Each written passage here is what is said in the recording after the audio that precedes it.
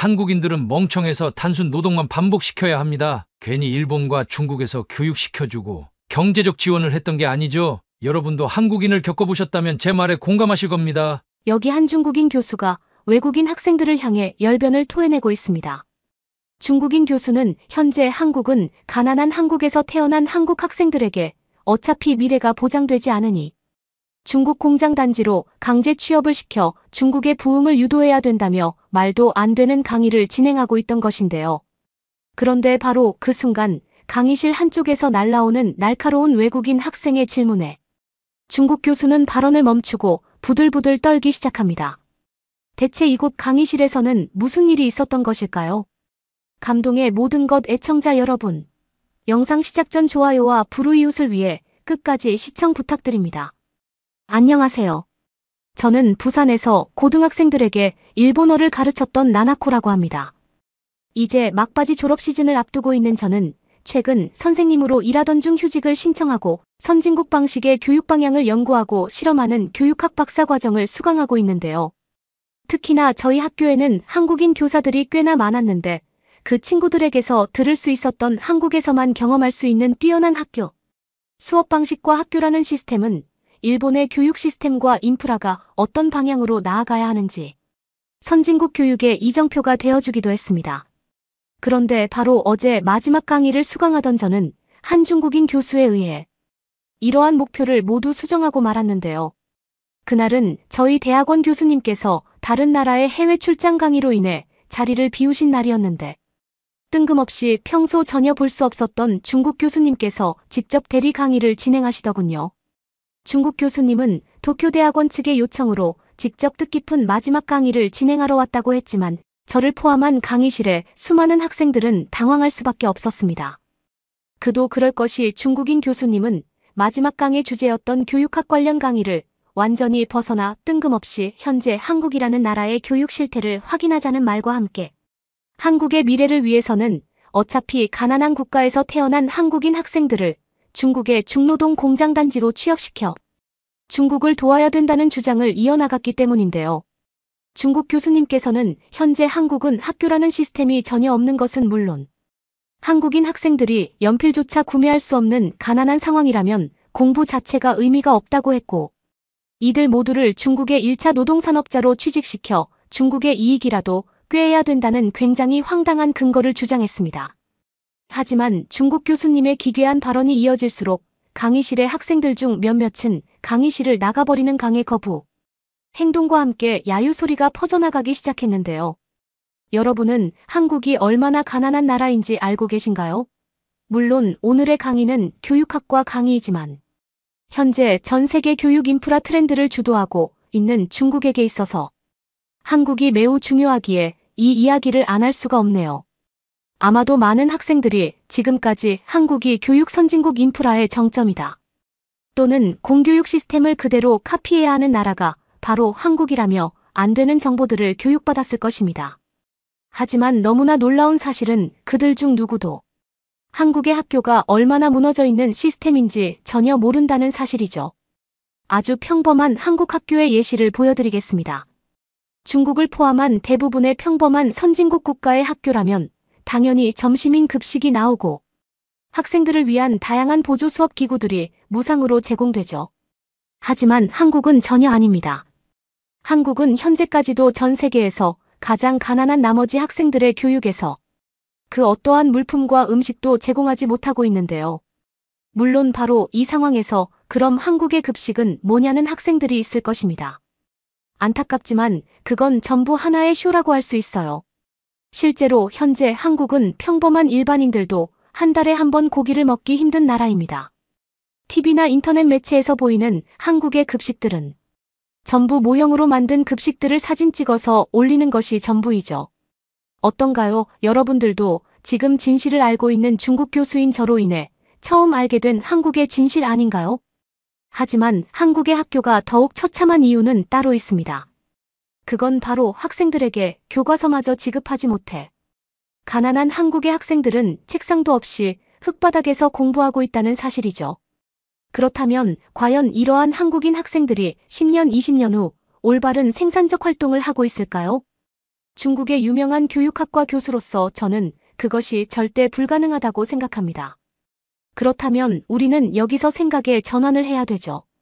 가난한 나라 한국에서 어쩔 수 없이 태어난 한국 학생들을 바로 중국의 공장 단지로 강제 취직시키는 것입니다.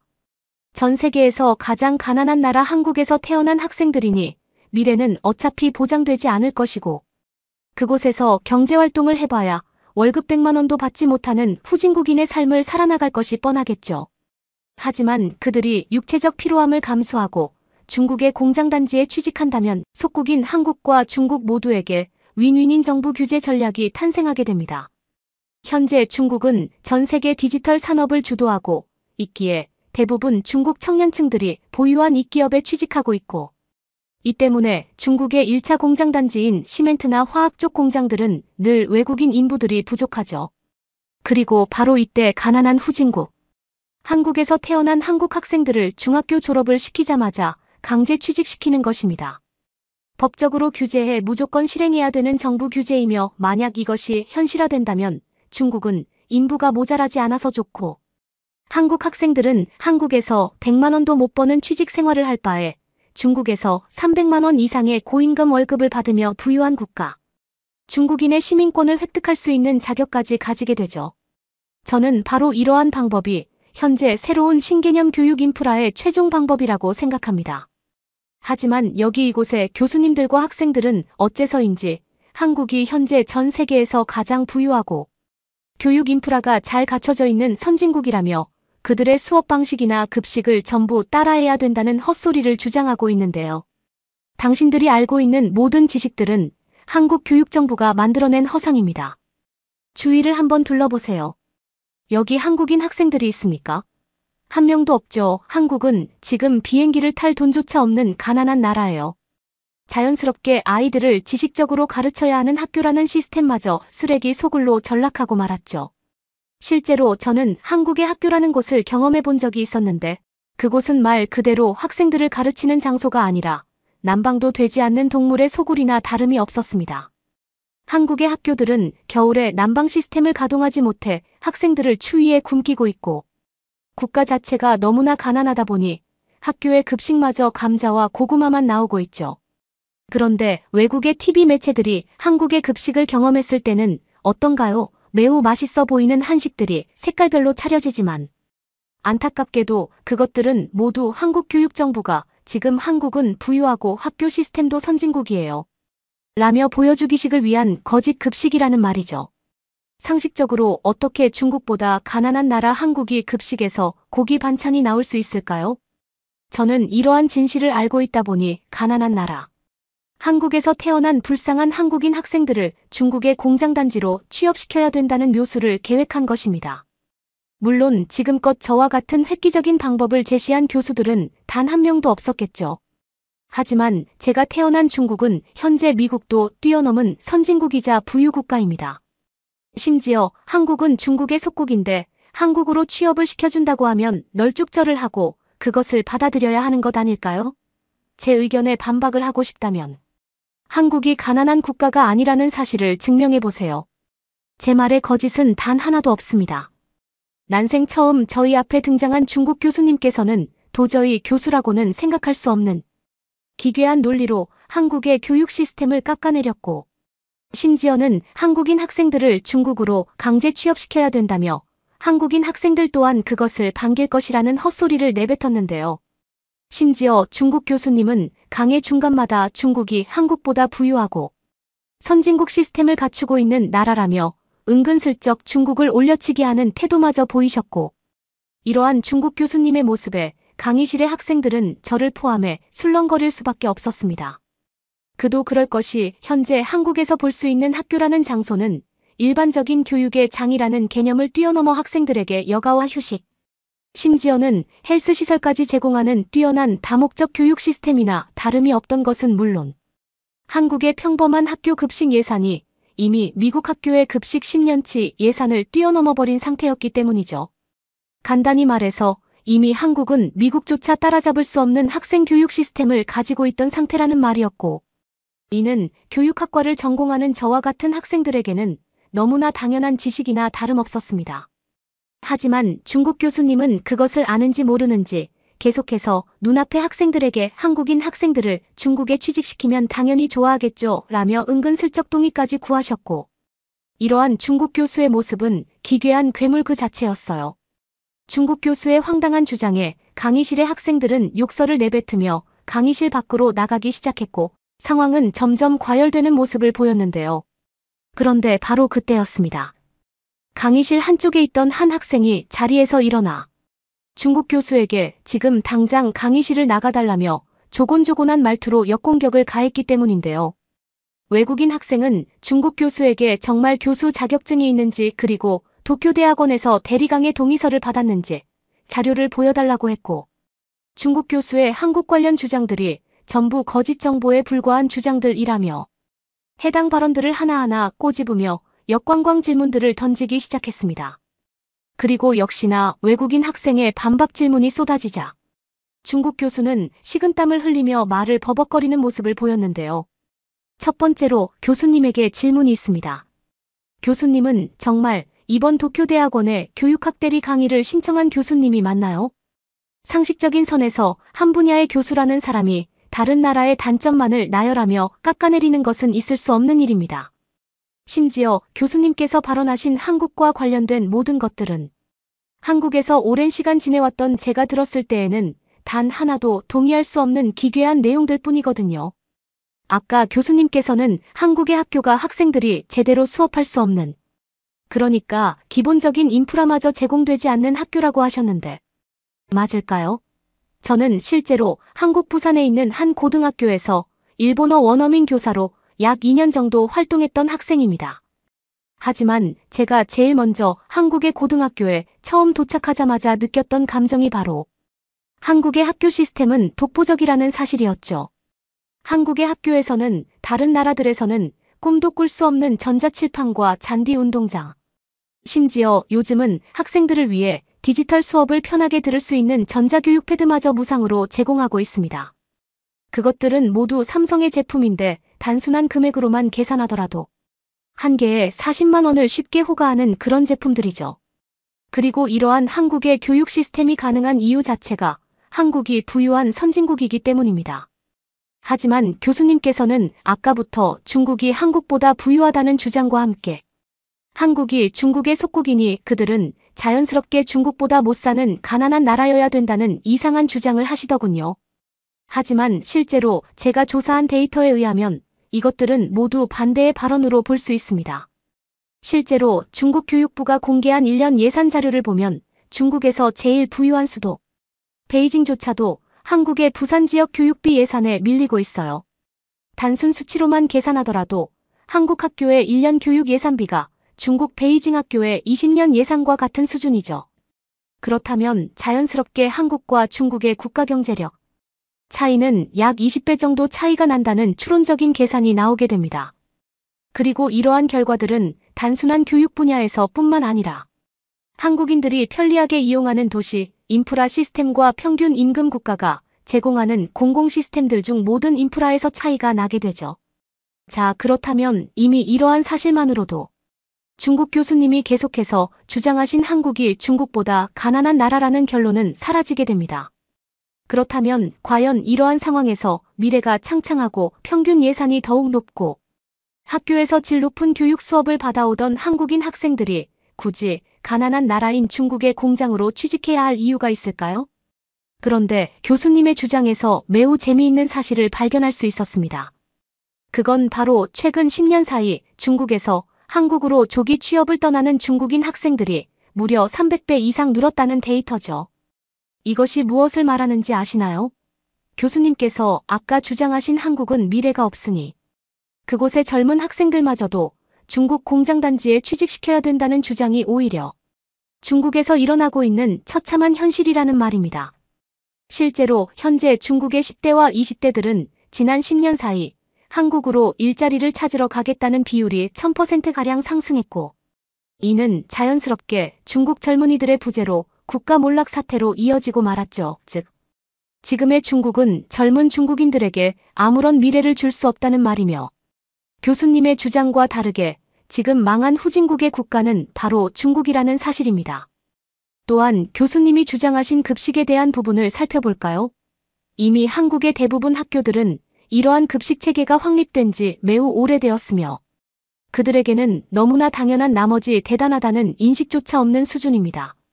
심지어 더욱 놀라운 사실은 급식의 영양사를 채용하여 항상 학생들을 위한 영양소 구성을 맞추고 있다는 사실이며 이는 현재 한국이 얼마나 국가적으로 부유한지 그 증거라고 할 수 있죠.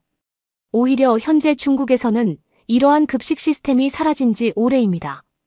그건 중국에서 태어나고 자란 교수님께서 더 잘 알지 않나요? 현재 24년도부터 중국에서는 급식이라는 시스템 자체를 없애는 학교들이 대부분이며 이는 경제적 불안의 여파로 인해 학생들에게 그 어떠한 급식도 제공할 수 없기 때문이죠.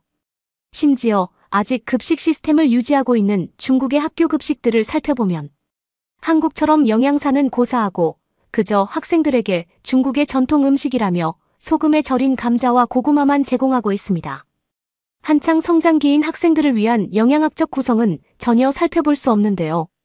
특히나 세 번째 항목인 난방과 쿨링 시스템에서도 중국과 한국에 더더욱 심각합니다.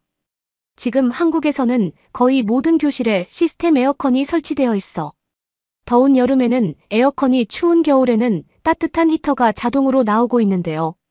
심지어 지금 한국의 학교에서는 공기청정기와 따뜻한 온수까지 나오는 샤워실마저 공용으로 제공되고 있고 이는 전 세계 최초라고 할 수 있습니다. 더욱 놀라운 사실은 학생들을 위한 무료 카페와 헬스장, 언제 어느 때나 사용할 수 있는 컴퓨터실마저 학교 자체적으로 무료 제공되고 있다는 사실이죠. 하지만 중국에서는 이러한 시스템 중 단 하나도 찾아볼 수 없습니다. 그게 왜 그런지 아시나요? 교수님, 물론 현재 중국이 너무나 가난한 나라인 이유도 있겠지만 초기 컴퓨터실 도입을 했던 중국 학교들에서는 그 다음 날 컴퓨터가 전부 사라지는 도난 사고가 발생했기 때문이죠. 심지어 이동식 에어컨을 거금을 들여 설치했으나 그 다음 날 중국 학생 부모님에 의해 도난당한 사건은 뉴스에도 나올 정도였습니다. 바로 이러한 중국인들의 시민의식이 있었기에 후진국을 벗어날 수 없는 것 아닐까요? 아니면 한국처럼 어렸을 때부터 제대로 된 교육을 받지 못해 마음마저 가난해진 것일까요? 안타깝지만 중국 교수님의 주장과 다르게 한국은 중국과 삶의 격차가 너무 많이 나는 부유국가가 되어버린 지 오래입니다. 학교 시스템에서도 이렇게나 많은 차이가 나고 있죠. 그런데도 교수님께서는 저희 외국인 학생들이 한국의 학교 시스템을 경험하지 못했을 것으로 생각하고 한국을 깎아내리다니 정말 웃음이 나올 지경입니다. 지금 교수님의 발로 직접 강의실을 나가시겠어요? 아니면 제가 대신 강의를 진행할까요? 저희 학생들은 더는 가난한 후진국.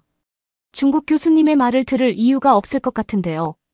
외국인 학생은 자리에서 일어나 무려 10분이 넘게 중국 교수를 참교육시켰고 그의 논리정연한 주장의 발언이 끝나자마자 강의실에서는 박수 소리가 터져 나왔습니다. 그도 그럴 것이 외국인 학생은 적합한 리포트 자료와 영상 자료를 준비해 중국이라는 나라의 가난하고 현실적인 학교 실태를 보여줬고 그 누가 보더라도 중국보다 한국이 더 뛰어난 부유국가처럼 보였거든요. 하지만 중국 교수는 학생의 발언이 진행되는 와중에는 단 한마디도 못하더니 반박 발표가 끝나자마자 씩씩거리며 당신은 뭐냐? 한국인 학생이냐며 기싸움을 하듯 날카로운 말을 던지고 말았습니다. 이미 교수로서의 모습은 온데간데 없이 사라진 상황이었고 그곳에는 열등감에 못 식여 분노한 모습의 중국인 교수님만 보이고 있었죠. 하지만 그렇게 상황이 정리되려던 순간 중국 교수님은 또다시 이상한 주장을 하기 시작했습니다.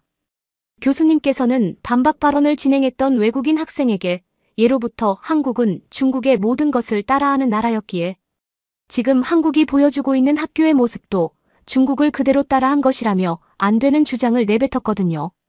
심지어 중국 교수님께서는 한국인 학생들의 평균 IQ가 중국보다 낮은 최하위 수준으로 알고 있는데 그들 모두를 중국으로 데려온다면 오히려 한국인 학생들에게 좋은 것이 아니냐며 뜬금없이 IQ 관련 주장을 하기도 했습니다. 하지만 중국 교수님은 자신의 발언을 이어나가면서도 식은땀을 흘리는 모습을 보였고 아마 자신도 지금 자신이 무슨 말을 하는지 모르는 미친 상태에 도달한 것 같았는데요. 학생의 말대로 한국이 중국보다 학교 시스템이 더 좋을 수 있다고 가정을 해봅시다. 하지만 그렇다고 하더라도 한국인 학생들은 어쨌든 낮은 IQ를 가진 학생들인데 중국으로 오는 것이 여러모로 이득이 아닐까요? 어차피 한국에서 똑똑하다고 해봐야 중국에서는 평균 이하인데 그럴 거면 차라리 중국 공장으로 취직해 중국의 밑을 깔아주면 좋다는 말이죠. 아닌가요? 아니면 이번에도 한국인들의 IQ가 중국인들보다 높다는 거짓 주장을 하실 건가요? 학교 시스템은 그럴 수 있다고 생각합니다. 제가 모르는 10년 사이 한국이 발전했다고 치자고요. 그런데 어쨌든 한국인 학생들은 멍청합니다. 그 좋은 곳에서 공부를 하고 급식을 먹고 해봐야 중국한테 안 된다는 말입니다. 차라리 그럴 거라면 지금부터라도 중국의 일손이 되어달라 이 말입니다. 제 말의 뜻을 전혀 모르시나요? 어쨌거나 한국은 지금의 중국보다 가난하고 멍청한 나라라는 사실은 변하지 않습니다.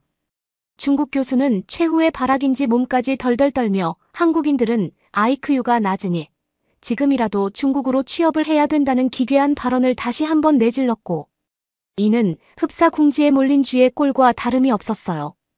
그리고 역시나 이 상황을 지켜보던 외국인 학생은 작은 폭소를 터뜨리더니 단 한 번의 질문으로 중국 교수를 참교육시키고 말았는데요. 교수님은 IQ가 몇인가요? 그럼 아주 간단한 외국인 학생의 질문에도 답을 하지 못하고 덜덜 떠는 중국 교수의 모습에 강의실은 웃음소리가 터져나왔고 이어진 외국인 학생의 발언은 왜 현재의 중국인들이 한국에게 열등감을 느끼는지 그 이유를 알 수 있었습니다. 현재 AI 검색 도구를 통해 한국과 중국의 IQ를 조사한 결과 한국인들이 중국인들보다 약 20% 정도 더 높은 실질 IQ 지표를 보이고 있습니다. 이미 이것만으로도 한국인들이 중국인들보다 똑똑하다는 증거가 되어주는 것 같은데요. 특히나 현재 중국에서는 고등학교조차 졸업하지 못해 문맹률마저 폭발한 상황 아닌가요? 말 그대로 현재 중국은 학생들의 교육 지표를 제어하지 못해 국가 자체가 박살나고 있다는 사실이죠. 하지만 한국의 문맹률은 60대 이상 노인을 포함하더라도 사실상 0%에 가깝습니다. 그들이 가지고 있는 한글이라는 우수한 문자 그리고 언어 시스템은 전 세계의 과학적 연구 대상이 되어주고 있고 아주 오래전부터 한국인들의 똑똑한 잔머리는 세계 최고 수준이나 다름이 없었죠. 그런데 중국인들이 한국보다 더 똑똑하다는 주장을 하시다니 지금 저와 장난하시는 겁니까? 교수님께서는 왜 현재의 중국이 가난한 상황을 벗어나지 못하고 선진국 한국인들처럼 살아갈 수 없는지에 대한 연구를 먼저 하는 것이 좋아 보입니다. 한국이 현재 다양한 분야에서 세계적인 리더로 급부상한 것은 그들이 가지고 있는 체계적인 교육 시스템도 물론 있었겠지만 어디까지나 국가 자체가 부유하고 도시 인프라가 잘 되어 있기에 낮과 밤을 가리지 않고 안정적인 성장이 가능했기 때문이죠. 그런데 지금 중국의 상황을 보세요. 중국은 수도인 베이징에서조차 매일 밤만 되면 발생하는 범죄 문제로 골머리를 앓고 있습니다. 이렇게나 치안조차 불안하고 가난한 나라에서 경제 성장이 발생할 수 있을까요? 절대 불가능하죠. 불가능하기에 지금의 교수님처럼 외국인 대학원에서 한국인을 깎아내리며 거짓 선동을 하는 이유가 되는 것 같습니다. 특히나 교수님의 주장과 다르게 이미 한국에서는 중국인 노동자들이 한국인들의 1차 산업 밑바탕을 깔아주며 그들의 몫을 하고 있죠. 하지만 중국인들은 한국에서 자신들이 행복하다고 주장하고 있습니다.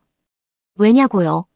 중국에서는 어차피 대기업에 입사를 해도 월급이 100만 원을 넘지 못하는데 한국에서는 무려 300만 원이 넘는 공장 노동자 월급을 계속해서 받을 수 있거든요.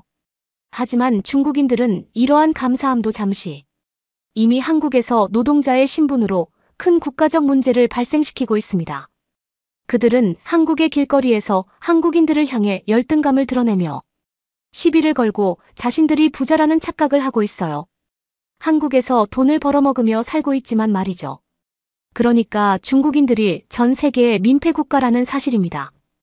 그리고 지금 교수님의 모습은 한국에서 민폐를 끼치며 살아가는 시민의식이 낮은 중국인들의 모습과 전혀 다르지 않죠. 교수님의 주장과 달리 우리는 하루빨리 한국에 있는 중국인 노동자들을 몰아내야 하는 법적 규제를 만들어야 할 것입니다. 그들로 인해 한국인들에게 피해가 발생하는 것은 앞으로의 다양한 산업 분야에서 한국 성장에 피해가 될 수 있기 때문이죠. 즉, 지금의 중국인들은 그저 중국이라는 후진국의 나라에서 월급 100만 원으로 평생을 사는 것이 각 국가에게도 이득이라는 말입니다. 알아들으시겠죠? 교수님, 구독과 좋아요 부탁드리며 사연자분께 전해드릴 댓글도 남겨주시면 전달해드리겠습니다. 그러면 더욱 감동적인 다음 사연으로 넘어가겠습니다. 스위스 베른에 있는 한 학교에서 첼로 전공을 하는 어떤 소녀를 보고 한국으로 가라고 합니다. 그러자 그 소녀는 한국에는 죽어도 가기 싫다면서 화를 내는데요. 한국에 대해서는 아는 게 없고 다른 나라를 보내달라고 투정을 부립니다. 그래도 어쩔 수 없다고 하는데 어떻게 된 사연일까요? 안녕하세요. 저는 어릴 때부터 10여 년 이상 첼로만을 켜며 각종 대회에 나가 입상도 꽤나 할 정도로 좋은 실력을 가지고 있어요. 이 스위스의 작은 도시이자 제가 태어나 자란 이곳을 정말 사랑해요. 저희 동네에는 전 세계에서도 첼로를 배우러 오는 학생들이 굉장히 많은 편이에요. 왜냐하면 첼로 가게, 첼로 학교 등 첼로를 배우기에 좋은 시설들이 몰려있기도 해서 그렇습니다. 아주 어릴 적부터 함께한 첼로는 저에겐 생활이자 일상이었어요. 그러던 어느 날 평소 때와 다름없이 첼로 연습을 하고 있었는데요. 그날따라 컨디션이 좀 좋지 않아서 그런지 딴 생각을 많이 했나 봐요. 첼로 컨디션이 좋지 않았고 첼로를 점검하는 과정에서 줄이 끊어지고 튕겨지며 제 뺨에 크게 상처를 내게 된 거죠. 정말 순식간에 일어난 그 일의 아픔도 느껴지지 않았던 것. 저의 꿈은 전 세계에서 가장 유명한 공연장에서 첼로를 켜는 제 모습인데요. 늘 그것만을 꿈꾸며 연습에 매진해 왔는데 얼굴에 상처라니 정말 말도 안 되는 비극이었죠. 저희 부모님도 저도 좌절할 수밖에 없었습니다. 응급실로 가서 치료를 받았는데 생각보다 상처는 더 깊게 남을 것 같다고 하더군요. 엄마가 세상에서 가장 소중한 내 딸인데 얼굴만은 절대로 상처가 남으면 안 돼요. 무슨 방법이 없나요? 물으셨지만 흉터가 남는 건 피할 수가 없을 거라는 그 말에 엄마도 저도 면이를 울었던 것 같습니다. 그러던 어느 날 저희 학교 친구들도 저도 자주 가던 동네에서 가장 유명한 첼로 가게 사장님께 첼로를 점검받으러 가는 날이었어요. 얼굴을 꽁꽁 싸매고 있는 저를 보고선 무슨 일이 있느냐 물으셨죠. 저는 울먹거리며 사정을 이야기하기 시작했죠. 상처를 보여주긴 싫었어요. 무언가 곰곰이 생각하시더니 사장님께서 한국으로 가라고 하시며 전 세계에서 의료시술이나 피부 관련한 것들은 한국이 최고라더라. 한국이라니 상상도 해본 적 없는 국가였어요. 내가 잘 아는 친구도 한국에 가서 온몸에 있던 문신을 싹 지우고 왔는데 언제 문신을 했었냐고 할 정도로 말끔하게 없어졌더라고. 내가 직접 봤어. 그 병원을 물어봐 줄까? 저는 이 사실을 부모님께 말했고 부모님은 더 늦기 전에 그렇게 하는 게 좋겠다고 말씀하셨어요. 하지만 저는 추후 대학원 진학까지 하려면 출결수가 중요했기 때문에 학교를 빠지거나 할 수는 없는 상황이었어요. 치료가 얼마나 걸릴지도 모르고 휴학을 하기엔 장학금 지원 문제가 걸려 있었죠. 그러다 선생님께서 한국에 교환학생으로 가는 프로그램이 있는데 그걸로 가보는 게 어떻겠냐고 물으셨지요. 마침 자리가 있다는 말에 마음의 준비를 할 틈도 없이 저는 한국에서 홈스테이를 하면서 교환학생으로 가게 되었고 한국말 몇 마디만 연습한 채 한국행으로 급하게 가게 되었습니다. 그럴 수밖에 없었어요.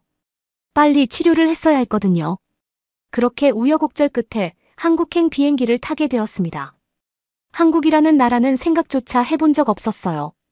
첼로 그리고 음악의 역사가 깃든 곳에 사는 제가 한 번도 자랑스럽지 않은 날이 없었거든요. 한국은 그냥 빨리빨리만 외치는 나라 아닌가 뭐 이런 편견도 가지고 있었고요. 첼로는 워낙 고가이기 때문에 제가 직접 가지고 탑승했어요. 자다가 일어났다가 자다가 일어났다가 하면서 겨우겨우 그렇게 한국으로 도착을 했는데요. 한국에 대해 아는 바가 없었지만 그래도 새로운 것에 처음 무언가 경험하는 느낌이 꽤 두근거리고 즐겁게 느껴졌어요. 홈스테이를 하는 집까지 제가 직접 찾아가 보려고 했는데 그 가족들은 짐도 많을 테니 데리러 나와주신다고 하더군요. 짐들을 찾아 밖으로 나가자 활짝 웃고선 제 이름이 써있는 종이를 든 한 가족을 발견했어요. 저도 함께 저절로 웃게 되더라고요.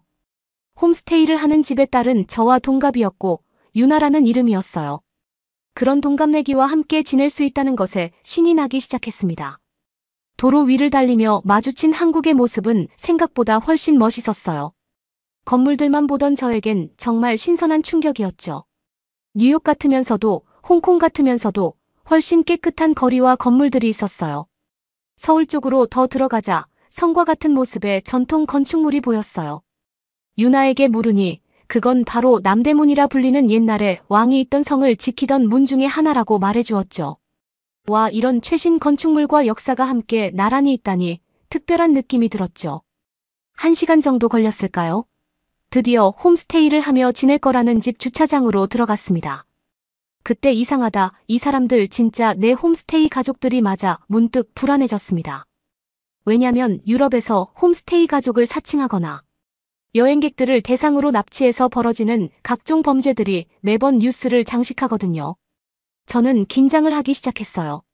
첼로 케이스를 꽉 잡았죠. 유나는 왜 그래, 어디 안 좋아 물었습니다. 정말 토할 것처럼 어지러운 순간이었습니다. 제가 탄 차는 어디론가 내려가고 또 내려가더군요. 그렇게 몇 층을 내려갔을까요? 유나는 내리자 짐은 아빠가 도와주실 거야. 저는 우선은 순순히 말을 듣는 것처럼 하고 도망칠 기회를 노려봐야겠다. 생각이 들어 불안한 티를 최대한 내지 않았습니다. 그때 마침 엄마에게 전화가 걸려와 941생이다 싶었어요. 저는 잘 도착했다고 일부러 그들도 들으라고 아주 크게 고래고래 말한 것 같아요. 그러고선 다시 유나의 가족을 따라 엘리베이터에 올라 한 곳의 문을 열었습니다. 문을 열자마자 알았습니다. 아주 쓸데없는 오해를 한 것이라는 거려 고래고래 통화하는 제가 얼마나 이상하게 보였을까요? 그곳은 그저 서울이 한눈에 내다보이는 아주 깔끔한 아파트였어요. 제가 왜 이렇게 긴장을 했냐면요. 제가 생각했을 때, 아니 흔히 제 친구들도 그럴 거예요. 홈스테이 집이라고 하면 마당이 있는 작아도 아늑한 주택 형태를 생각하거든요. 그런데 유나의 집은 비슷한 건물들이 여러 개 있고 또 지하로 내려가 버리니 저는 낯설어서 불안함을 느낀 거죠. 그리고 그렇게 큰 주차장이 그만큼 지하에 내려갔는데도 전화통화가 전혀 끊어지지 않는다는 사실에도 놀랍긴 했어요. 유나는 제가 학교에 적응할 수 있게 이것저것을 모두 친절하게 안내해주고 함께해 주었어요. 태어나서 처음 소울메이트가 생긴 것 같은 기분이 들었죠. 게다가 유나는 영어까지 능숙하게 구사했기 때문에 전혀 답답함이 없었어요. 어려운 것들은 유나가 거의 다 도와줬거든요. 적응을 시작함과 동시에 첼로 가게 사장님께 소개받았던 병원으로 향해 치료를 받고 시작했어요. 그 병원은 한국인보다 외국인들로 인산인해를 이뤘는데 그 병원뿐만이 아니라 다른 곳들도 그런 것 같았어요. 사장님이 말해준 대로 한국이 정말 의료기술이 유명하긴 하구나 느껴지더라고요. 의사 선생님은 제 상처를 보더니 레이저 한두 번 정도면 될 것 같다고 하더군요. 한두 번이라니 동네에서는 모두 다 포기하라고 했는데 말이에요. 이걸 몰랐다면 평생 얼굴에 이 흉터를 가지고 살았을 걸 생각하니 아찔했어요. 유나 덕에 학교에서 친구들도 빠르게 사귈 수 있었어요. 그렇게 실기평가가 있는 날이 다가오고 있었죠. 물론 학교에서도 24시간 원하는 만큼 연습을 할 수 있었지만 병원의 흉터 치료를 받으며 병행을 하고 있다 보니 제가 다녀오면 먼저 온 친구들이 연습실을 사용하기 때문에 제가 사용할 자리가 매번 있기가 힘들었죠. 매번 운에 맡길 수는 없었어요. 정말 코앞에 실기가 다가왔거든요. 한국으로 와서 하는 첫 실기를 망치고 싶진 않았어요. 그래야 부모님도 선생님도 안심을 하실 수 있을 테니까요. 그리고 저는 혼자만의 공간에서 조용히 연습해야 하는 스타일이라 학교라는 공간에서는 어쩐지 예전부터 연습이 잘 안 되더라고요. 그런 저에게 유나가 알려준 건 연습실을 대여할 수 있는 앱이 있다는 거였어요. 내가 원하는 시간에 가장 가까운 장소에서 가고 싶은 곳을 스마트폰으로 클릭 몇 번만으로 연습할 수 있었죠. 연습실 옵션도 제가 정할 수 있었어요. 정말 획기적이라는 생각이 들었습니다. 한국이 IT나 통신 분야에서 세계 최상위인 건 당연히 알고 있었어요. 하지만 모든 서비스가 사용하는 사람들이 더 편한 생활을 누릴 수 있도록 발전해 나갔다는 걸 한국에 지내니 며칠 만에 깨달을 수 있게 되더라고요. 특히나 저희 엄마는 제가 연습실에 들어갈 때마다 전화기가 잘 안 터져서 연락이 종종 잘 안 될 때마다 불안해 하셨는데 한국은 어디서나 통신이 안 되는 곳이 없었기 때문에 스위스에서 학교를 다닐 때보다 더 연습할 때 안심이 되는 것 같다고 하셨죠. 거리가 아무리 가까워도 연락이 잘 안 되는 저희 동네와 통신 속도가 달라도 너무 달랐기 때문이죠. 아마 다시 원래 학교로 돌아가게 되면 한국 통신 속도를 그리워하며 답답할 것 같았어요. 특이하게도 한국 대학생이나 모든 사람들의 대부분은 스마트폰이나 스마트워치로 결제를 하더군요. 큰 가게뿐만 아니라 아주 작은 가게에서도 틱하고 찍으면 바로 결제가 이루어져서 지갑을 꺼내는 사람을 거의 못 본 것 같아요. 저도 유난의 집에서 학교까지는 버스를 타고 등교하는데 저만 현금으로 내고 현금을 쓰는 사람을 한 번도 보지 못한 것 같아요. 심지어 백발의 할머니 할아버지도 스마트폰으로 요금을 찍더라고요. 종종 현금만 있으면 못타는 버스도 있어서 유나가 저에게 팀원이라는 것을 만들어줬는데요. 이게 정말 신기한 게 큰 버스에서 작은 버스 혹은 다른 교통수단으로 갈아탈 때 환승이라는 말이 나오면서 영원이라고 표시가 되는 거예요. 저는 처음에 고장이 난 줄 알았어요. 분명히 3만 원 충전을 했는데 왜 영원이 남은 거지 의아해하며 유나에게 도움을 요청했죠. 그러자 유나가 한국은 다른 대중교통으로 다시 타서 찍게 되면 거리에 따라 무료인 곳도 많고 그 금액을 거리나 시간에 따라 부과해라는 거 아니겠어요. 저희 나라는 대중교통 요금도 상당히 비싼 편인데요. 한국의 요금은 비싼 편도 아닌데 이런 서비스까지 있다니. 그동안 왜 현금을 내고 타고 다녔을까? 라고 아쉬운 마음이 들었습니다. 좀 더 일찍 알았다면 좋았을 텐데. 이건 뭐 상상하지도 못했던 점이니까요. 하루는 그날도 저는 버스를 타고 학교에 가고 있었어요. 정말 예쁘게 생겼다 싶어 계속해서 시선을 끄는 한 여자분이 타셨죠. 그런데 좌석에 일어나 나가면서 그 자리에 카드를 두고 나가는 거예요. 스마트워치로 교통카드를 찍으니 지갑을 깜빡했나 봐요. 저는 그때 말을 해주려고 했지만 혹시나 괜한 일에 휘말릴까봐 가만히 있었어요. 저희 나라에선 소매치기와 관련된 사건이 워낙 많기 때문에 혹시나 조금이라도 관련될 것 같으면 너도 나도 피하는 것이 암묵적인 룰 같은 문화가 깊숙이 박혀 있거든요. 제가 내리는 곳은 거의 종점에 가까운 곳이라 아직 한참을 가야 했는데 어째야 하나 다른 사람이 집어가면 어쩌나 하는 생각에 계속 지갑을 둔 그 자리만 응시했습니다. 유나에게 어떻게 하냐고 문자를 보냈죠. 그러니 유나가 괜찮을 테니 걱정하지 말고 학교 가라고 하더군요. 모른 척한 나보다 유나가 더 매정하네 생각했어요. 그런데 곧 그 말이 무슨 뜻인지 아는데 그리 오랜 시간이 걸리지 않았습니다. 종점 가까이 도착할 때까지 아무도 그 지갑을 건드리지도 신경 쓰지도 않더군요. 아까 내렸던 그녀가 다시 다른 정류장에서 타더니 기사님께 인사를 하곤 유유히 내렸어요. 한국은 이렇게 뻥 뚫린 공공시설에서도 아무런 긴장을 하지 않아도 된다는 점이 가장 부러웠죠. 저희는 어릴 때부터 항상 어디서나 조심해야 한다고 교육받거든요. 한국에서의 시간은 너무나 빠르게 흘렀던 것 같아요. 친절한 유난의 가족 덕에 저는 한국에서의 많은 것들을 경험할 수 있었고 또 밥도 거의 밖에서 사 먹을 일이 없었어요. 유나의 어머니는 계속해서 저에게 무엇이든 더 먹여주고 싶어 하셨거든요.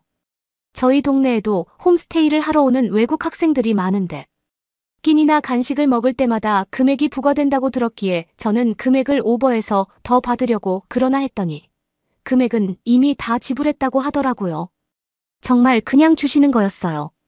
한국은 그냥 주는 것들이 참 많은 것 같아요. 한국의 음식점 두세 곳만 방문해봐도 알 수 있죠. 반찬도 몇 번이나 달라고 해도 아무도 뭐라고 하는 사람 없잖아요. 한국에 직접 와서 보지 않은 사람들이면 아마 제가 거짓말한다고 할지도 모르겠어요. 저는 한국에 와서 보내는 시간들이 너무 빠르게 가서 시간이 없어도 너무 없다고 느끼며 지냈던 것 같아요. 한국은 할 게 많아도 너무 많은 나라였으니까요.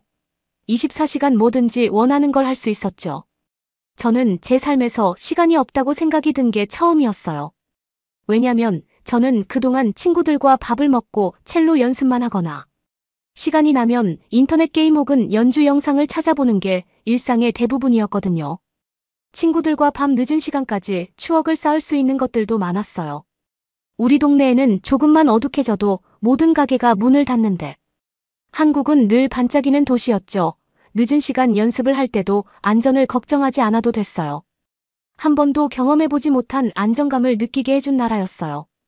오히려 지금까지 이런 안전하다는 마음으로 편안하게 지내지 못했던 날들이 안쓰럽게까지 느껴지더군요. 제가 원래 집으로 다시 떠나는 날 얼굴에 흉터는 온데간데 없어졌죠. 그것도 그리 높지 않은 비용으로 아프지도 않게 치료가 됐어요. 비행기를 타러 혼자 간다고 했는데도 유나의 가족은 저를 공항에 또 데려다 줬어요. 한국 사람들은 외국인인 저에게도 늘 따뜻한 진심을 보여줬던 것 같아요. 그들과 헤어질 때는 저도 그들도 눈에 눈물이 그렁그렁 맺히더군요. 잠깐 있던 기간인데 이미 마음 깊숙이 들어와 버린 것 같았어요. 비행기를 타고 한국의 땅이 점점 멀어지면서 정말 떠나는 것에 대해 실감이 나 엉엉 울어 퉁퉁 부은 눈으로 도착했어요. 제 인생에 있어서 그렇게 울어본 날은 아마 없을 것 같네요. 제 인생에서 가장 클 뻔했던 상처를 말끔히 치료해준 것처럼 한국은 저에게 살면서 힘들고 위기가 있을 때마다 가장 위로받고 싶은 곳이 될 것 같습니다. 그러면 더욱 감동적인 다음 사연으로 넘어가겠습니다. 너 중국 버리고 한국으로 갔잖아.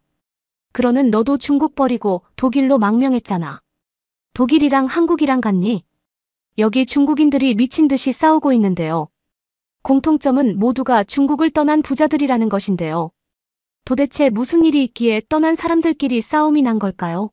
안녕하세요. 저는 중국의 고위 공무원 집안에서 태어난 유배위라고 합니다. 저는 초등학교 때부터 아버지처럼 중국의 고위 공무원이 되는 것이 꿈이었어요. 저희 집은 중국 엘리트 사회의 축소판으로 정치와 역사 중국의 과거와 미래에 대한 토론으로 가득했습니다.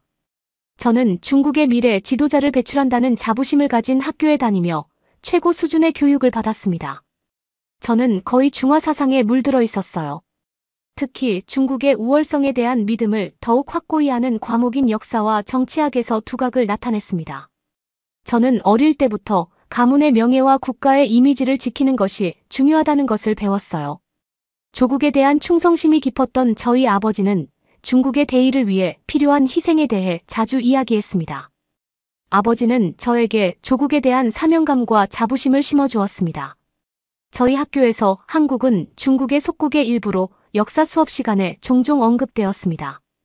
한국은 중국의 문화적 분파로 여겨졌고 그 역사와 업적은 중원의 힘에 가려져 종종 가려졌습니다.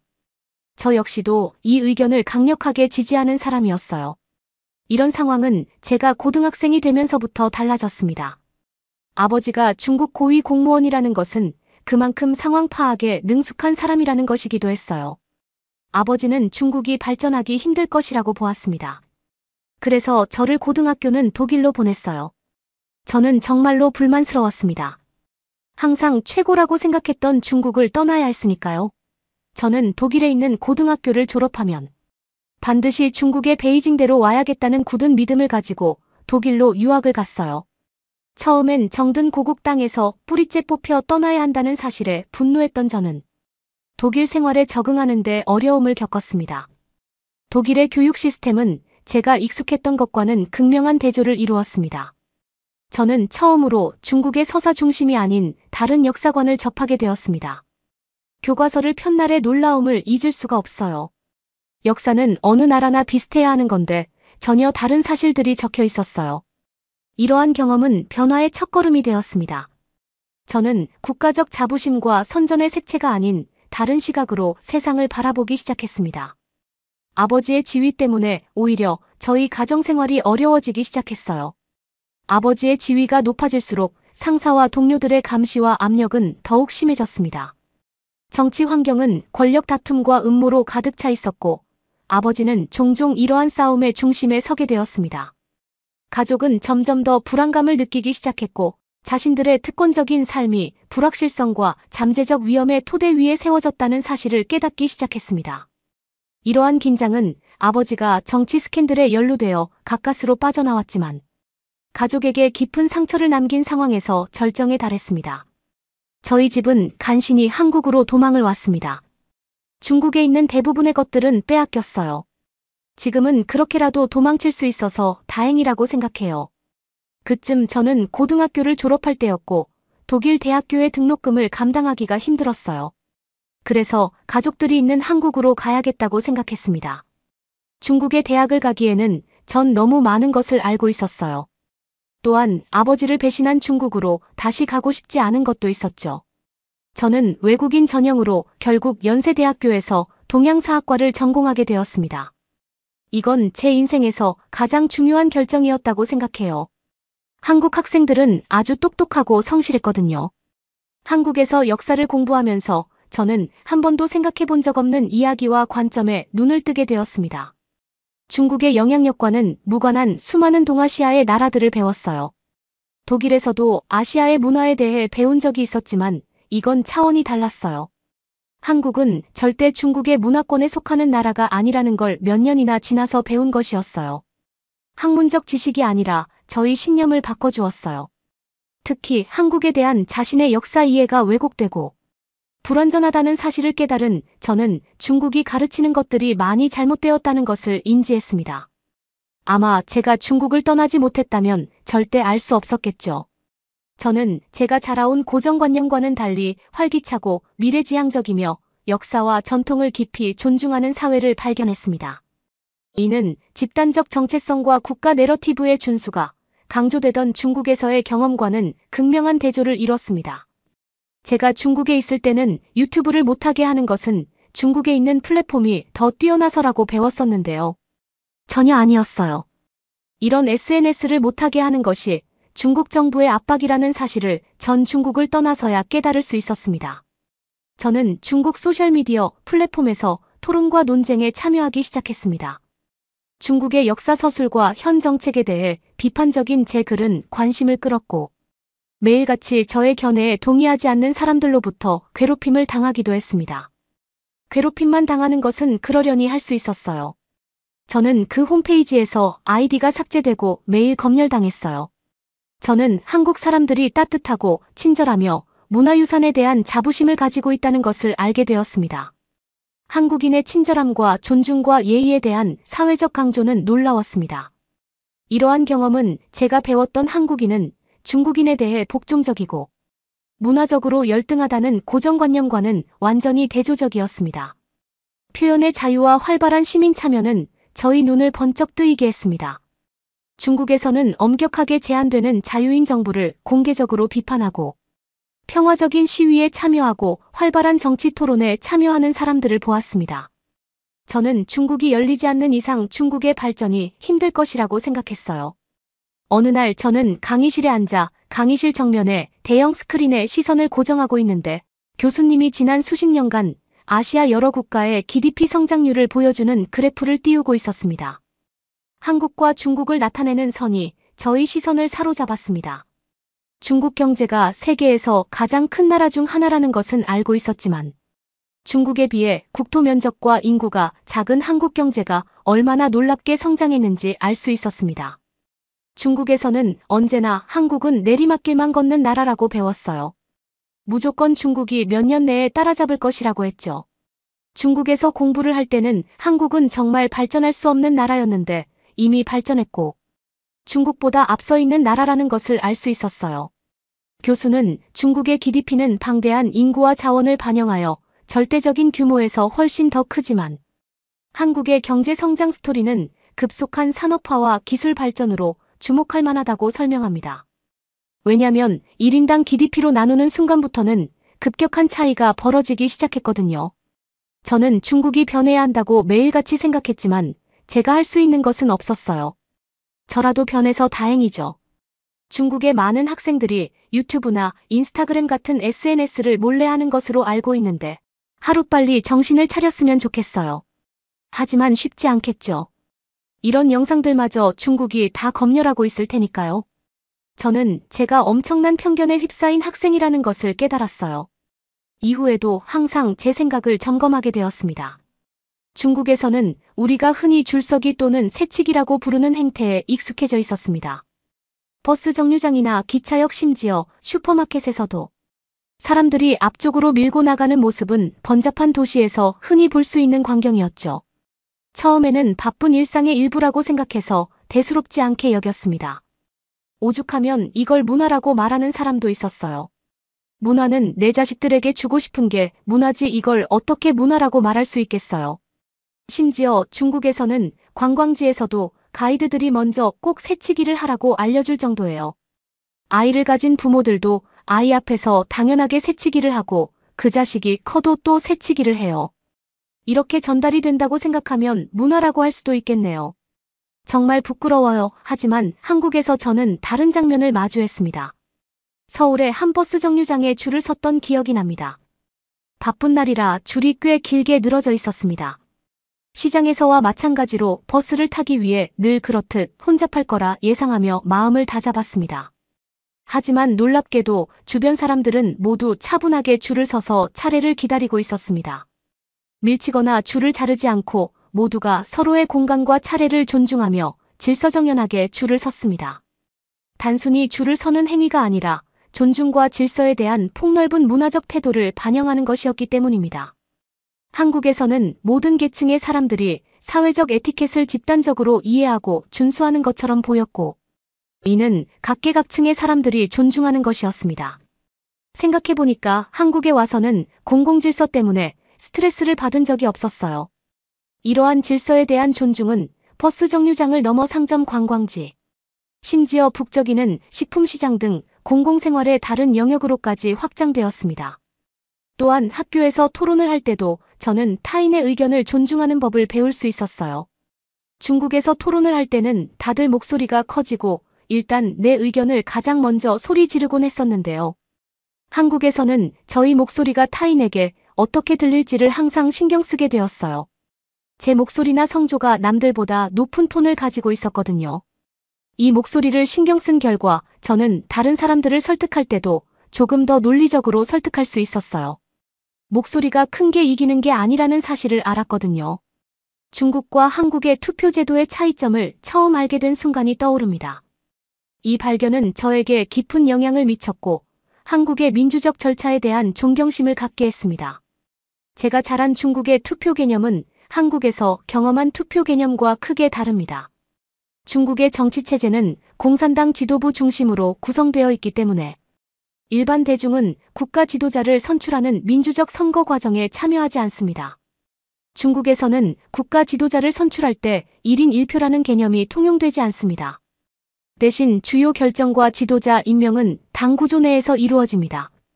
저는 한국에 도착하기 전까지 이런 관행에 의문을 품은 적이 없었습니다. 오히려 다른 나라는 얼마나 훌륭한 지도자가 없으면 지도자가 계속 바뀌는지 궁금했어요. 저는 그냥 이렇게 세뇌를 당한 거였죠. 모자란 지도자들만 계속 바뀌는 것이라고 생각했어요. 훌륭한 지도자는 바뀔 일이 없다고 생각했죠. 한국에서 저는 활기찬 민주주의가 작동하는 것을 목격했습니다. 처음 경험한 한국의 선거 시즌은 그 대조가 극명했습니다.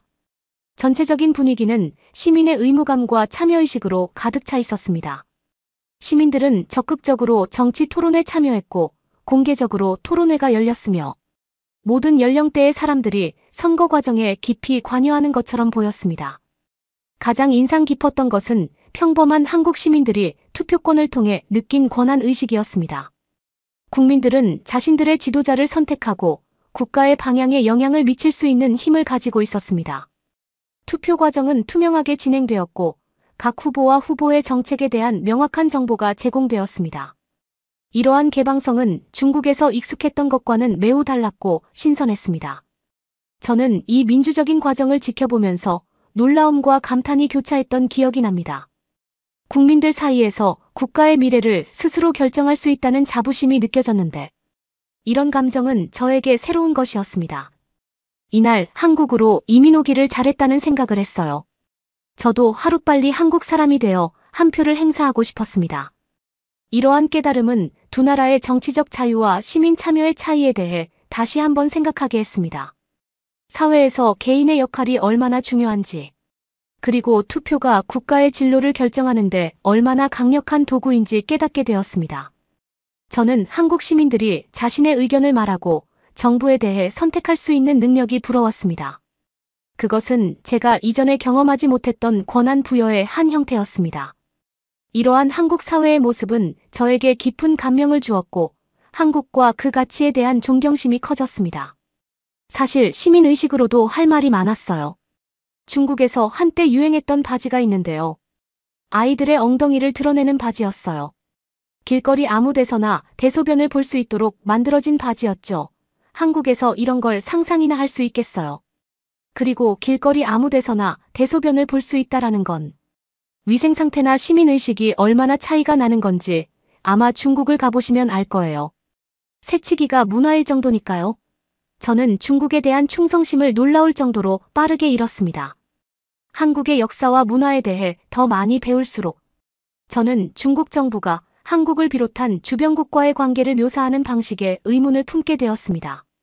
저는 배신감과 환멸에 시달렸고 자신이 배운 내용 중 상당 부분이 왜곡되었거나 명백히 거짓이라는 것을 깨달았습니다.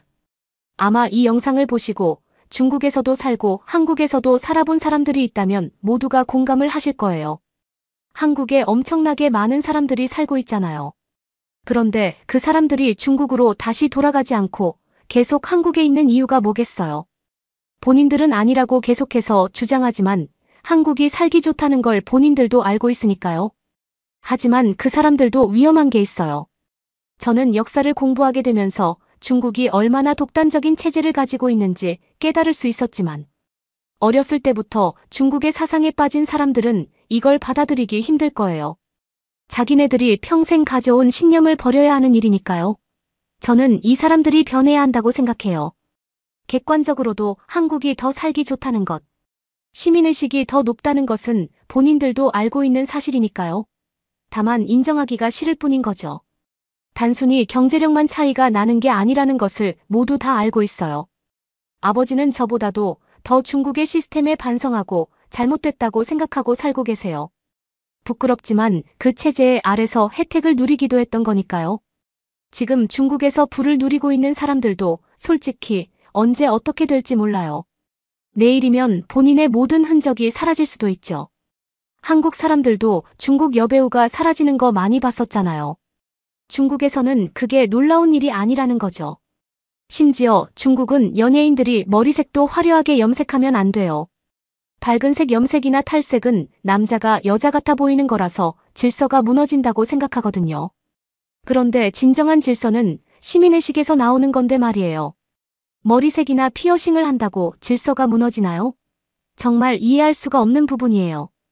그리고 웃긴 점은 중국 사람들은 중국 물건을 가장 사랑한다고 하지만 제일 사랑하는 건 다른 나라 물건이에요. 나이키나 아이폰 같은 독일 물품을 전시하고 자랑하거든요. 실제로 중국이 가장 많이 애플을 팔아줄걸요 한때 중국을 정말 사랑했던 사람으로서 그리고 중국의 수많은 친구들을 가지고 있는 사람으로서 저는 중국이 변해야 한다고 생각해요. 중국은 지금 사람들의 눈과 귀를 막고 있는 거니까요. 언제까지나 사람들이 그 상태로 살 수 있는 것은 아니니까요. 저도 고향을 버리기까지 고민이 없었던 것은 아니에요. 하지만 저는 살아야 했고 분명하게 더 나은 길이 무엇인지 판단할 수 있었어요. 아마 중국인 신분으로 제가 계속 중국을 비판하는 글을 썼다면 중국 경찰이 한국에 와서 절 잡아갈 수도 있을 거라고 생각해요. 하지만 제가 한국인이라서 그렇게 하지 못한 거죠. 중국 경찰에게 한국인과 중국인은 다른 존재니까요.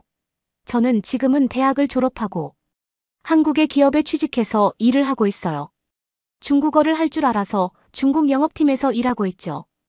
한국으로 무사히 망명했고 귀화 신청까지 완료한 상태입니다. 저에게 새 인생을 살게 해준 한국에 감사하고 중국도 얼른 변했으면 좋겠네요. 그러면 더욱 감동적인 다음 사연으로 넘어가겠습니다. 대한민국 서울 미국의 요리평론가가 한국 음식점에서 음식을 먹고 있는데요. 어떤 음식을 먹어보더니 음식 맛이 맞지 않았는지 헛구역질까지 합니다. 일본이나 중국이랑 너무 다른 맛이야. 이건 도저히 그러면서 계산도 못하겠다면서 진상을 부리는데요. 도대체 어떤 요리를 먹었길래 저런 반응을 보였을까요? 저는 미국에 사는 써니입니다. 전 요리평론가를 꿈꾸고 있습니다. 저는 항상 요리라는 예술에서 어떤 마법을 발견했습니다. 미국에 살면서 저는 주방에서 세계 각국의 요리를 재현하기 위해 실험을 거듭하며 하루를 보냈습니다. 제 목표는 간단하면서도 진심 어린 것이었는데 바로 저렴하면서도 맛보는 모든 사람에게 기쁨을 줄 수 있는 음식을 찾는 것이었습니다. 한국으로 말하면 백종원 씨의 골목식당 같은 느낌이랄까요? 저는 모든 요리에 매료되었지만 특히 미식의 나라로 유명한 프랑스와 중국의 풍부한 요리에 매료되었습니다. 매우 다양하고 유명한 두 나라의 음식 문화는 탐험을 기다리는 맛과 전통의 광활한 바다처럼 보였어요.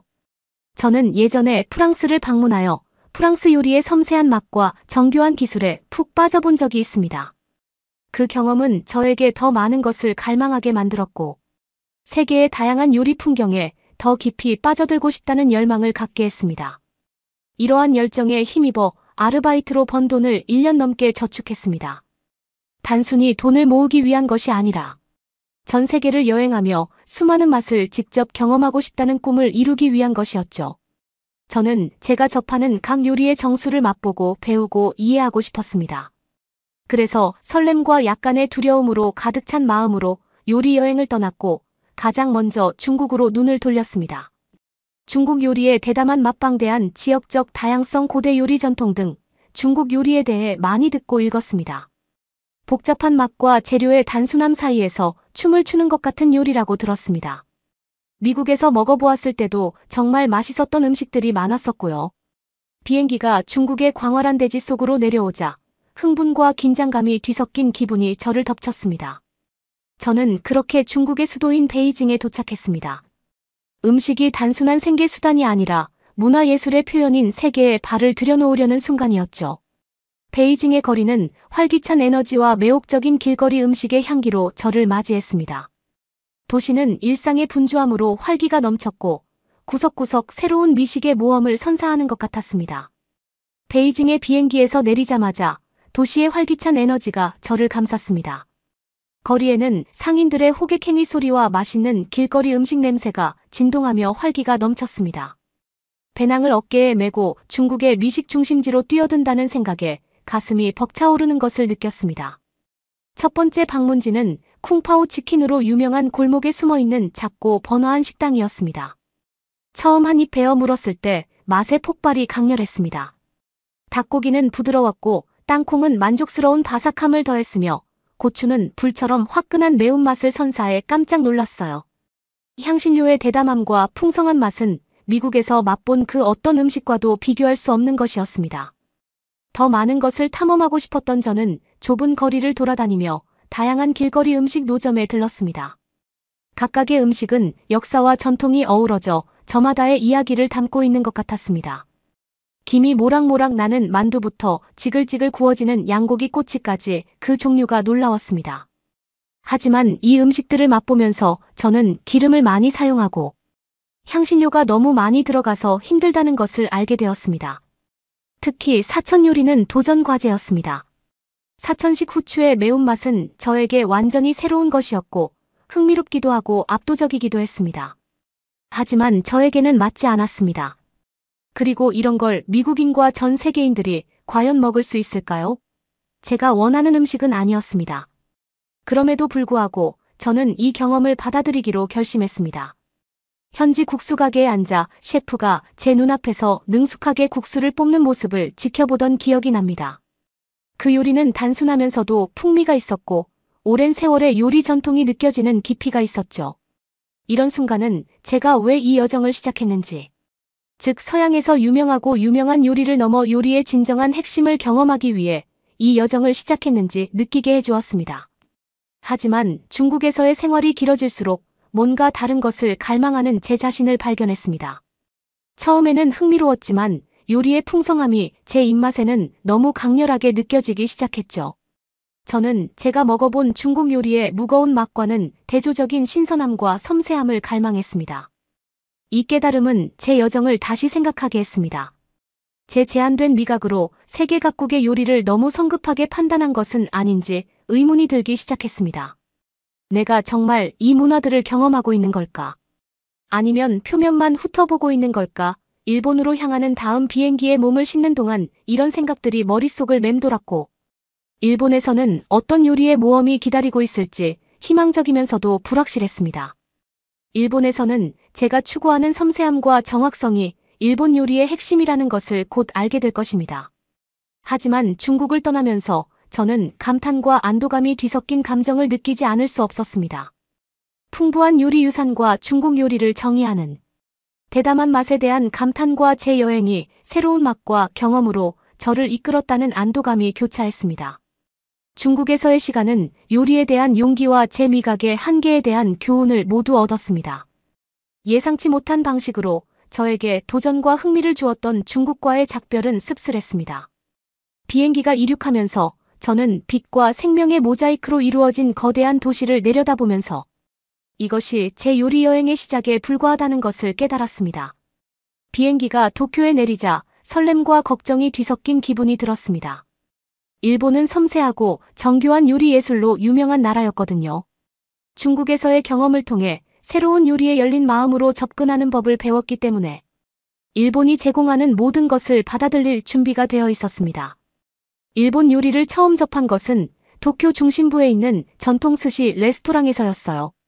식당은 북적이는 바깥거리와 극명한 대조를 이루는 고유한 분위기였어요. 숙련된 기술을 가진 스시 셰프는 명상하듯 조용히 집중하며 요리하는 모습을 볼 수 있었습니다. 스시 한 조각 한 조각은 세심한 주의를 기울여 만든 예술작품이었습니다.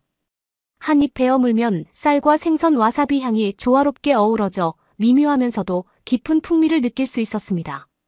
모든 감각을 총동원하는 미식 경험이었으며 각 요리에 담긴 전통과 기술의 깊은 존경심을 느꼈습니다. 밥알이 살아있는 느낌이랄까요? 하지만 일본 요리의 현장을 더 많이 탐험하면서 예상치 못한 경직성을 마주하게 되었습니다. 한 고급 레스토랑의 식사는 계절과 셰프의 예술적 비전이 반영된 정교한 멀티코스 요리였습니다. 음식은 훌륭했지만 분위기는 깊고 정중하게 느껴졌습니다. 저는 베이징의 포장마차에서 느꼈던 따뜻함과 자연스러움이 그리웠습니다. 둘 다 충족시켜주는 음식은 없는 걸까요? 전 포기하지 않고 다른 음식을 먹으러 갔습니다. 전 저랑 가장 잘 맞을 것 같은 곳으로 갔습니다. 그곳은 바로 일본에서 가장 유명하다는 임페리얼 호텔의 무제한 뷔페였습니다. 최고급 호텔에서 무제한으로 먹을 수 있다는 콘셉트에 흥미를 느꼈습니다. 다양한 일식과 세계 각국의 요리로 구성된 뷔페는 인상적이었습니다. 하지만 코스를 돌면서 무언가 부족하다는 느낌을 지울 수 없었습니다. 맛은 세련되었지만 깊이와 풍성함이 부족했습니다. 세심한 플레이팅과 정중한 서비스는 인상적이었지만 식사 경험이 다소 비인격적으로 느껴졌습니다. 이런 느낌은 비싼 가격 때문에 더욱 증폭되었습니다. 일본에서의 외식은 비용이 많이 들었고 저는 그 비용과 경험을 조화시키는데 어려움을 겪었습니다. 일본 요리의 우아함과 정교함은 부인할 수 없는 사실이지만 접근성과 따뜻함에 대해서는 의문이 들었습니다. 일본에서의 시간은 미묘함의 아름다움과 요리의 정밀함에 예술에 대한 교훈을 얻었습니다. 하지만 음식에 대한 개인적인 교감의 중요성도 깨닫게 되었습니다. 정중하고 격식을 차린 접근 방식은 존경스럽지만 저에게는 거리감이 느껴졌습니다. 아직 여기서 해답을 찾지 못한 저는 실망감에 빠져 있었습니다. 그러던 때 유튜브에서 먹방이라는 채널을 우연히 봤는데 한국 사람이 음식을 굉장히 맛있게 먹는 거를 보았습니다. 그래서 전 바로 옆 나라인 한국에 가게 되었습니다. 솔직히 한국 음식은 잘 모르고 한국에 대해선 전혀 모르는 상태였지만 지구 반바퀴까지 달려와서 이렇게 허무하게 런던으로 돌아가고 싶지는 않았습니다. 그래서 전 한국으로 가기로 했습니다. 짐을 싸면서 일본에서의 경험을 되돌아보게 되었습니다. 일본 요리에 담긴 기술과 정성에 대한 존경심과 함께 좀 더 현실적이고 공감할 수 있는 음식에 대한 갈망도 느껴졌죠. 전기가 이륙하면서 저는 창밖으로 펼쳐진 거대한 도시를 바라보았습니다. 일본은 아름답고 수수께끼 같은 퍼즐 즉 절묘한 맛과 격식 있는 전통이 공존하는 곳이었죠. 제 요리 여정에서 빼놓을 수 없는 부분이었지만 저는 다음 챕터에 대한 준비가 되어 있었습니다. 당시에는 몰랐지만 음식과 환대에 대한 제 관점을 완전히 바꿔놓을 한국의 따뜻함과 활기를 느낄 준비가 되어 있었습니다. 서울에 도착한 순간 완전히 다른 세계에 들어선 것 같았습니다. 도시의 활기찬 에너지는 일본의 차분한 분위기와는 극명한 대조를 이뤘습니다. 공기는 현대와 전통이 뒤섞인 분위기로 가득했고 거리는 사람들의 활기찬 일상으로 북적거렸습니다. 서울은 풍부한 문화적 과거를 간직한 채 미래를 품고 있는 듯한 도시였습니다. 한국에서의 첫 번째 맛집은 전통 한정식 전문점이었습니다. 한정식은 다양하고 균형 잡힌 한식 풀코스 요리로 유명합니다. 식당에 들어서자 따뜻한 미소와 한국 요리의 매력적인 향기가 저를 맞이했습니다. 낮은 테이블의 바닥에 앉으니 겸손함과 한국 문화에 대한 유대감이 느껴졌습니다. 제게 차려진 다양한 음식은 오감의 향연의 다름 아니었습니다. 다양한 색깔과 맛의 반찬 김이 모락모락 나는 수프 구운 고기 각종 김치가 있었습니다. 신맛, 단맛, 매운맛, 짭짤한 맛이 어우러진 각각의 요리는 새로운 발견이었습니다. 맛의 교양곡과도 같았고 한 입 한 입 먹을 때마다 한국인의 생활 방식과 더욱 가까워지는 느낌이 들었습니다. 가장 인상 깊었던 것은 음식의 다양성뿐만 아니라 가격도 저렴하다는 점이었습니다. 일본에서의 비싼 식사가 생각났고 한국에서 이렇게 호화로운 음식이 이렇게 합리적인 가격에 제공된다는 사실에 감탄하지 않을 수 없었습니다. 맛있는 음식은 꼭 비쌀 필요는 없고 사랑과 정성을 담아 정성스럽게 준비해야 한다는 생각이 들었습니다. 더 많은 것을 탐험하고 싶었던 저는 서울의 번화한 시장 한복판으로 향했습니다. 광장시장은 놀라움 그 자체였습니다. 직물부터 한국 전통 간식까지 모든 것을 파는 상인들이 미로처럼 얽혀 있었죠. 활기가 넘쳤고 냄새는 식욕을 자극했습니다. 저는 매콤하고 쫄깃한 떡볶이와 흑설탕과 견과류로 속을 채운 달콤한 호떡을 먹어보았습니다. 각각의 간식은 맛과 식감이 완벽하게 조화를 이룬 즐거움 그 자체였습니다. 특히 기억에 남는 만두는 김이 모락모락. 나는 부드러운 만두피에 고소한 소가 가득 들어있어 속까지 따뜻해졌습니다. 하지만 한국에서의 경험을 특별하게 만든 것은 음식뿐만 아니라 사람들이었습니다. 모든 상호작용에서 공동체 의식과 기쁨이 느껴졌습니다. 시장 가판대에 그리고 음식이라는 아줌마가 저에게 음식을 서빙하며 웃어주거나 식당 옆 테이블의 젊은 커플이 저와 함께 좋아하는 요리를 나누는 등 모든 사람이 음식에 대한 사랑과 기꺼이 나누고자 하는 마음에서 하나가 된 것 같았습니다. 어느 날 저녁 저는 무한리필 한식 바비큐 레스토랑을 찾았습니다. 식당은 함께 식사를 즐기는 친구들과 가족들로 가득 차 활기가 넘쳤습니다. 인상적이었던 것은 서비스의 효율성이었습니다. 주문할 수 있는 셀프 서비스 키오스크가 있었고 음식은 빠르게 테이블로 옮겨졌습니다. 그리고 서빙을 로봇이 했는데 중국과 일본과는 전혀 다른 분위기였습니다. 효율적이고 신기했습니다. 그리고 고기는 신선하고 풍미가 좋아서 테이블에서 직접 구워 먹을 수 있었습니다. 일본에서 경험했던 격식 있는 분위기와는 전혀 다른 공동 식사 경험이었습니다. 이곳에서 식사는 함께 즐기는 활동이자 음식과 우정을 나누는 축제의 장이었습니다. 한국에서의 일정이 끝나갈 무렵 저는 제 여정이 단순히 새로운 음식을 발견하는 것 이상의 의미가 있었다는 것을 깨달았습니다. 문화와 환대에 대한 더 깊은 탐험이었죠. 음식에 대한 한국인의 접근 방식은 공동체 나눔 즐거움이라는 그들의 가치를 반영하고 있었습니다. 새로운 맛을 찾아 한국에 왔지만 훨씬 더 많은 것을 느끼고 돌아갔습니다. 자부심과 관대함으로 음식 유산을 기념하는 문화에 대한 깊은 감사를 안고 떠났습니다. 인천공항에 앉아 미국으로 돌아가는 비행기를 기다리는 동안 저는 슬픔과 감사가 뒤섞인 감정을 느꼈습니다. 한국은 두 팔 벌려 저를 환영해줬고 그 보답으로 음식과 삶에 대한 새로운 시각을 갖게 해줬기 때문입니다. 한국에서 배운 교훈과 경험은 제게 영원히 남을 것입니다. 음식은 단순한 생계 수단이 아니라 관계와 전통, 그리고 다른 사람들과 함께 식사를 나누는 소박한 기쁨이라는 것을 일깨워 주었습니다. 미국에 돌아와 동아시아를 여행했던 기억이 생생하게 남아 있습니다. 특히 한국은 저에게 깊은 인상을 남겼습니다.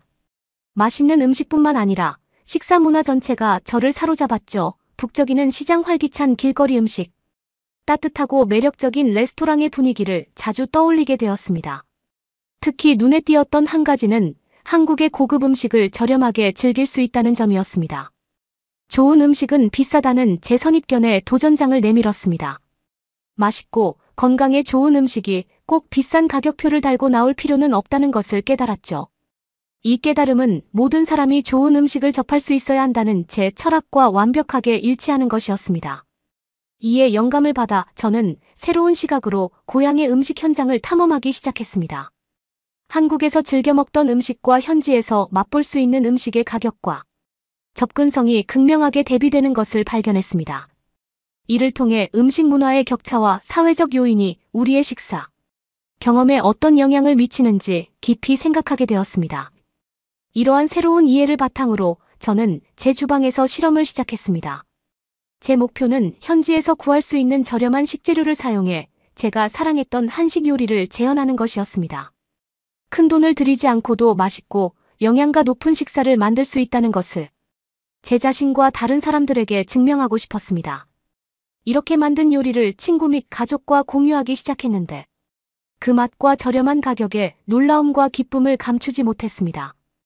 요리 실험을 하면서 한식의 원리에 대해 더 깊이 파고들게 되었습니다. 맛의 균형과 단순하고 신선한 식재료 사용의 중요성에 대해 배웠죠. 이러한 지식은 제 요리 실력을 향상시켰을 뿐만 아니라 요리 예술에 대한 감상을 더욱 깊게 해주었습니다. 제 경험을 계속 되돌아보면서 저는 제 여정이 단순히 새로운 음식을 발견하는 것 이상의 의미가 있다는 것을 깨달았습니다. 제 개인적인 성장과 신념에 대한 도전 보편적인 언어를 이해하는 여정이었습니다. 한국에서 배운 교훈은 요리 기술을 넘어 환대 공동체 나눔의 기쁨에 관한 것이었습니다. 이러한 성찰은 제 요리 여정의 다음 단계로 나아가는 데 영감을 주었습니다. 한국에서 배운 맛과 철학을 미국 지역 사회에 전할 수 있는 제 레스토랑을 열고 싶다는 꿈을 꾸기 시작했습니다. 저는 훌륭한 음식을 제공하는 것뿐만 아니라 예산에 관계없이 누구나 좋은 식사를 즐길 수 있는 따뜻하고 친근한 환경을 조성하는 공간을 구상했습니다. 이 새로운 모험을 시작하면서 저는 목적의식과 흥분을 느꼈습니다. 저는 요리에 대한 열정을 추구할 뿐만 아니라 여행을 통해 얻은 소중한 교훈과 경험을 나누고 싶었습니다. 저는 좋은 음식과 따뜻한 환대가 초석이 되는 공간, 제 요리 정신을 구현하는 공간을 만들기로 결심했습니다. 다음번에는 길게 한국 요리를 또 탐험하려고 합니다. 한국 지역 요리 중에 맛있는 요리가 있으면 추천 꼭 좀 부탁드리겠습니다.